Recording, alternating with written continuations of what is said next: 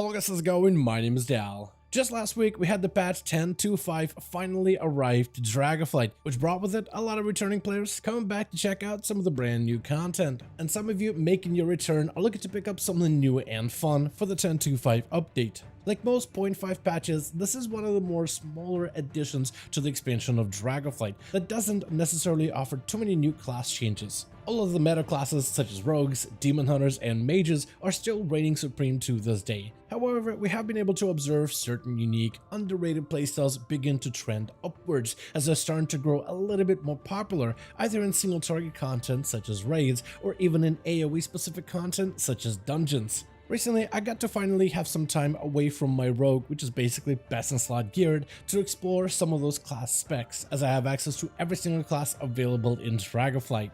And I've been able to rediscover some of the most interactive and engaging playstyles that barely get any time in the spotlight, which I think is just criminal. So in today's video, I wanted to cover some of the more fun, underrated playstyles that I think are definitely worth your time if you're looking to pick up something new to play in the patch 10.2.5. But right before that, most of you guys watching these kind of 10.2.5 videos are still not subscribed. However, the more of you remind, the more of you do. So let's keep it going. Subscribe to the channel and ring the bell if you're watching these videos anyway, especially if you want to get more regular content regarding Dragonflight 10.2 or any of the future updates going forward. The first class spec I thought would be definitely worth highlighting in this video will be the Preservation Evoker. And the two specs of Evoker, primarily the Preservation and the Devastation, have really fallen behind ever since the Augmentation spec was added back at patch 10.1.5. The unique mechanics that make up the buff-oriented playstyle obviously made it pretty popular for Mythic Plus and raids, but it also completely overshadowed the two main primary playstyles that were available for Evokers during the beginning of this expansion. And while Aug is still very powerful and very popular, it is a little bit one note, which starts to feel boring after a while, which led me to rediscover the beautiful spec that is Preservation Evoker, a complex healing playstyle that utilizes the unique echo mechanic that allows your abilities to literally echo or duplicate to nearby allies. This means the spell itself can duplicate, allowing you to layer multiple healing over time effects over a singular ally, or even spread helpful buffs to multiple allies at once. This in turn makes healing evokers feel like a combination spec, combining green and bronze magic together with echoes in order to create some wild and different combinations. As a setup healer, you're also very naturally bursty, which is a good thing if you want to help your allies recover as quickly as possible, though it does take some skill to set up all of your healing combinations ahead of time, which is part of the challenge of playing Preservation Evoker, together with a slightly shorter range compared to other healers, but also much greater mobility with the abilities such as Hover. It does create a very interesting, complex playstyle that is super engaging to interact with. And as someone who's a huge fan of damage healing playstyles such as Discipline Priest or Mistweaver Monk, I do enjoy that Preservation has natural damage elements baked into it, which allows me to feel impactful from all fronts when it comes to dungeon healing, whether I'm helping my allies recover or singeing my enemies in flames. Another underrated spec definitely worth highlighting is the Elemental Shaman, and I've been a big fan of Elemental ever since I believe the beginning of this expansion, and with the powerful tier set that they received for Season 3, it's only got better since. Currently, the spec is a Master of Cleaves, since your Lava Burst, your primary damage ability, can now cleave nearby enemies as long as they have a Flame Shock on them. The interaction between the tier set and the primordial ability makes the spec super instant casting, as you're building your playstyle around getting as many lava surge procs, which lets you keep sending lava bursts mid-air instantly. And since you're not having to stand there and cast a majority of your abilities, this also makes you naturally extremely mobile, which is a perk not many caster classes have the privilege of. And minus the popular Wind Fury totem that Enhancement Shaman brings, Elemental brings the same exact toolkit that Resto or Enhancement brings, with a variety of totem, knockback effects, AoE stuns, group mobility, enemy roots, poison cleanses, and so much more.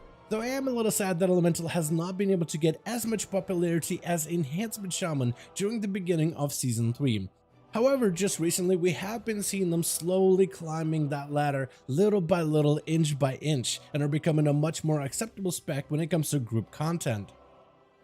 Another spec that I think is still underrated, even though it's gotten buffs after buffs for multiple weeks, is the Windwalker Monk. Whenever I join my weekly keys on my Outlaw rogue, often do I see Windwalker Monks signing up for those keys, but the group leaders usually overlook them. In general, Windwalker I think is one of the most slept on specs, as it's incredibly good, though not many people have been able to give him a proper go.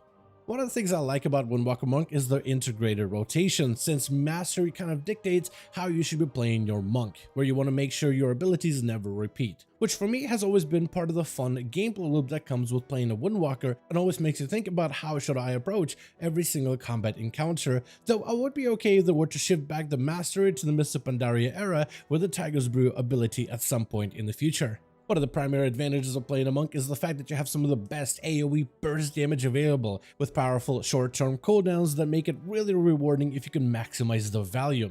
You also have a fantastic set of control abilities, with Ring of Peace being one of the best and one of the most unique, insanely powerful effects if used correctly. And you also have plenty of unique defensive abilities, such as a self-dispel ability for magic effects, a karma to reverse enemy damage, and now even an enhanced dodge chance to dodge direct physical attacks.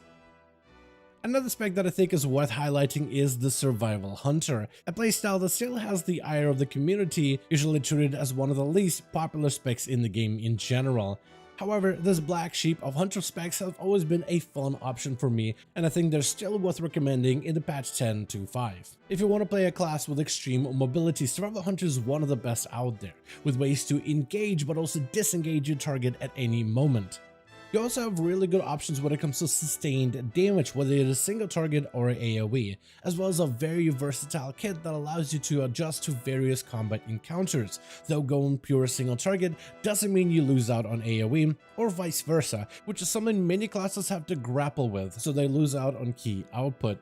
Since the Hunter base class kit is mostly unified, Survival Hunters have the same amount of control as does Marksman and Beast Mastery. And if anything, you also have slightly better sustain compared to the other Hunter specs, since your Mastery keeps you healed every few seconds. Personal survivability is kind of a big thing for all Hunter specs, so having Survival have a little bit extra of that self-sustainability does make them slightly better in very key situations. The last spec that I could name on this list is really a draw, with so many classes receiving buffs as of this weekly reset. Playstyles such as Holy Priests, Shadow Priests, Retribution Paladins, or Feral Druids could have easily made this last spot. However, I still want to take some time to assess just how strong some of these upcoming buffs are going to be. This is why I decided to pick my own personal favorite, Arcane Mage, since it already has proven itself to be one of the more fun specs, especially in AoE content such as dungeons, and has been my favorite for multiple expansions. Arcanes are known for the high burst cooldowns, where they can coalesce all of the arcane together in a singular blast, with abilities such as Arcane Surge and Touch of the Magi.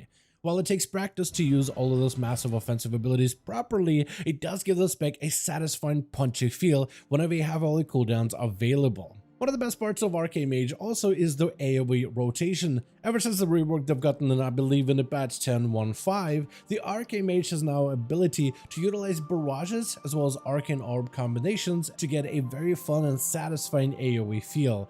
And because like Hunters, Mages also share a lot of the same utility, you will provide exactly the same control abilities and party buffs like every other Mage spec would, which allows all Mages to feel tanky, mobile, and useful no matter which spec you end up being drawn to. And with that, that's going to be my full list of some of the classes that I think are definitely worth your time if you're coming back for the patch 10.2.5, if you're looking to play something fun, yet something that's underrated, but is slowly trending upwards over time. I want to thank all of you guys so much for watching this video, and I hope you all enjoyed. Let me know all your thoughts in the comments below.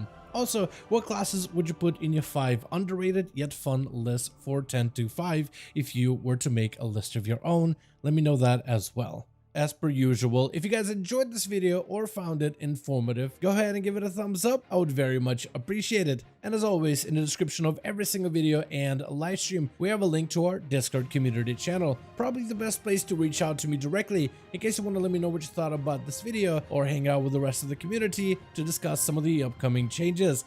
Join our Discord to become part of the community. But otherwise, thank you all so much for watching this video. I do hope you guys enjoyed. Let me know all of your thoughts down below. And as always, I'll see all of you guys in another video.